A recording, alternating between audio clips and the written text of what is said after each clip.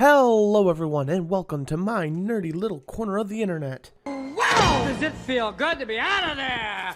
I'm telling you, nice to be back, ladies and gentlemen.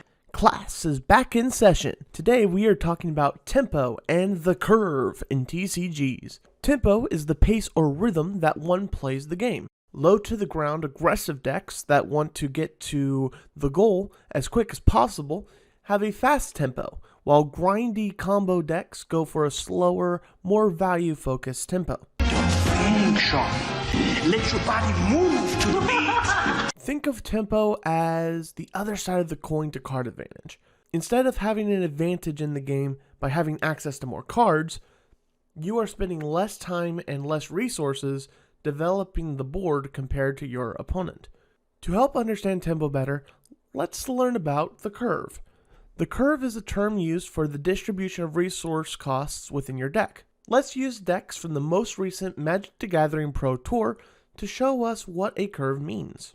Let's look at Yuan Chen's Azuria Soldiers, Simon Nielsen's Rakdos Midrange, and David Olson's 5-color ramp deck.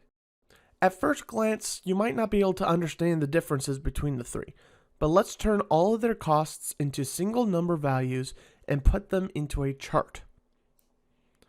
You can see some dynamic differences between these three decks now.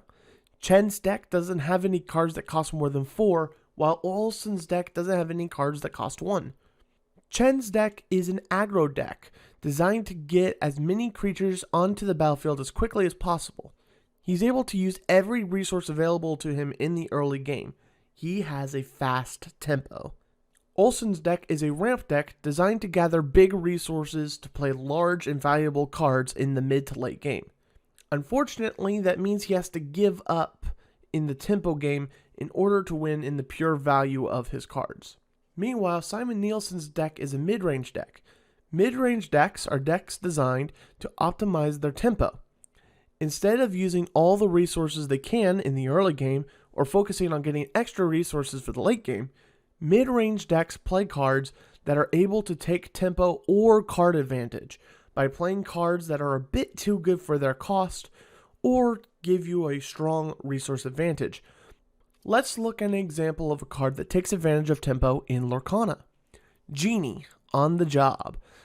He is a 6-cost non-flourish, 3/4 Storyborn ally in Emerald. He has 2 lore, evasive, and disappear. When you play this character, you may return chosen character to their player's hand.